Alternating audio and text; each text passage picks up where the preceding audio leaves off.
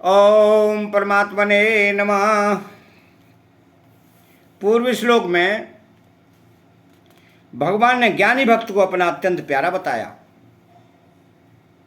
तो इससे यह असर पड़ता है कि भगवान ने दूसरे भक्तों का आदर नहीं किया। इसलिए भगवान आगे के श्लोक में कहते हैं, उदारा सर्व एवैते ज्ञानी त्वात्मैव मे मतम आस्थितः सह युक्तात्मा मामेवानुन्तमाम गतिम।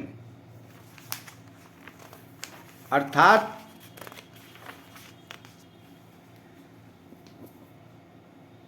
उदारा सर्व एवेते,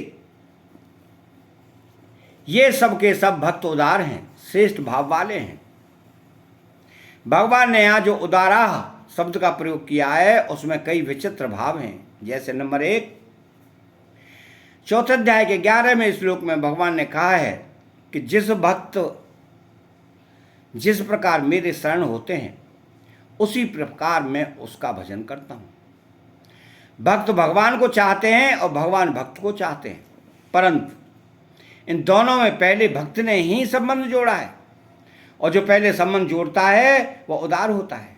तात्पर्य यह है कि भगवान संबंध जोड़ें या न जोड़ें इसकी भक्त परवाह नहीं करता।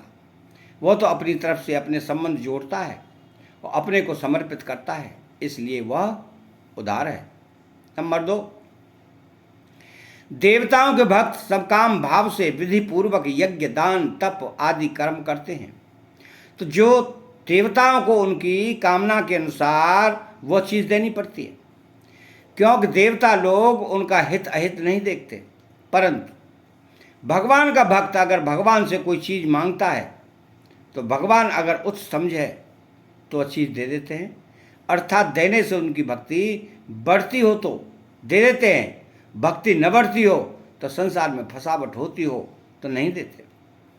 कारण कि भगवान परम पिता हैं, परम हितैषी हैं। तात्पर्य यह हुआ कि अपनी कामना की पूर्ति हो अथवा न हो तो भी वे भगवान का ही भजन करते हैं, तो भगवान के भजन को नहीं छोड़ते। यह उनकी उदारता ही है।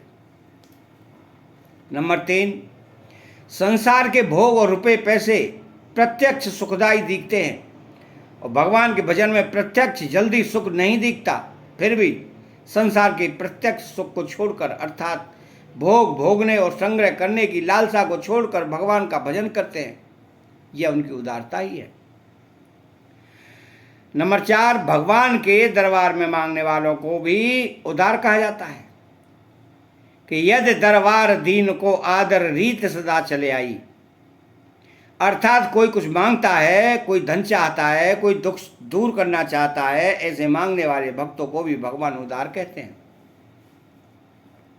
यह भगवान की विशेष उदारता ही है। नंबर 5, भक्तों का लौकिक पारलौकिक कामना पूर्ति के लिए अन्य की तरफ किंचित मात्र भी भाव नहीं जाता। वे केवल भगवान से ही कामना पूर्ति चाहते हैं। भक्तों का यह अनन्य भाव ही उनकी उदारता है।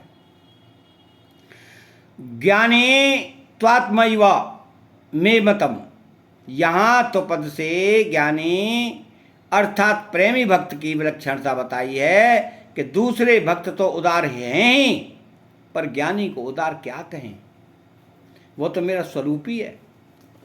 स्वरूप में किसी निमित्त से किसी कारण विशेष से प्रियता नहीं होती, प्रत्युत अपना स्वरूप होने से स्वतः स्वाभाविक प्रियता होती है।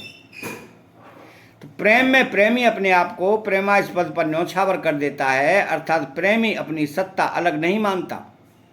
ऐसे ही प्रेमास्पद भी स्वयं प्रेमी पर न्योछावर हो जाते हैं। उनको इस प्रेमाद्वैत की विलक्षणता अनुभूति होती है।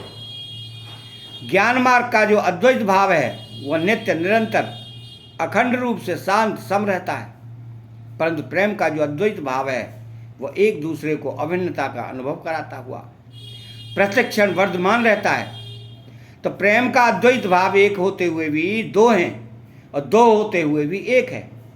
इसलिए प्रेम तत्व अनिर्वचनीय है। शरीर के साथ सर्वदा अभिन्नता एकता मानते हुए भी निरंतर भिन्नता बनी रहती है, और भिन्नता का अनुभव होने पर भी भिन्नता बनी रहती है। इसी तरह प्रेम तत्व में भिन्नता रहते हुए भी अभिन्नता बनी रहती है, और अभिन्नता का अनुभव होने पर भी अभिन्नता बनी रहती है।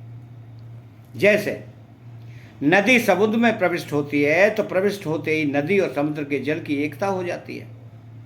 एकता होने पर भी दोनों तरफ से जल का एक प्रवाह चलता रहता है, अर्थात कभी नदी का समुद्र की तरफ और कभी समुद्र का नदी की तरफ एक विलक्षण प्रवाह चलता रहता है।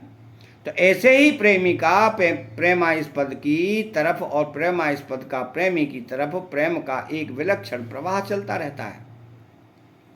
उनका नित्य योग में वियोग और वियोग में नित्य योग, इस प्रकार प्रेम की ये विलक्षण लीला अनंत रूप से अनंत काल तक चलती रहती है। उसमें कौन प्रेमास्पद है और कौन प्रेमी है इसका ख्याल नहीं रहता। वहाँ दोनों ही प्रेमास्पद हैं और दोनों ही प्रेमी हैं। यही ज्ञानी त्वात्मैव मे मतम पदों का तात्पर्य है। तो आस्थितः स हे युक्तात्मा मामे वानुंत माम गतिम, क्योंकि जिसमें उत्तम गति कोई हो ही नहीं सकती, ऐसे सर्वोपरि मेरे में ही उसकी दृढ़ स्थिति है। केवल भगवान ही मेरे हैं। इस प्रकार मेरे में उसका जो अपनापन है उसमें अनुकूलता प्रतिकूलता को लेकर किंचित मात्र भी फर्क नहीं पड़ता। प्रत्युत वह अपनापन दृढ़ होता और बढ़ता ही चला जाता है। वह युक्तात्मा है, अर्थात वह किसी भी अवस्था में मेरे से अलग नहीं है। प्रत्युत सदा मेरे से अभिन्न रहता है। अतः चैनल को सब्सक्राइब करें, बेल आइकन घंटी को दबाएं और कमेंट बॉक्स में जय श्री कृष्णा लिखें। पर जय श्री कृष्णा।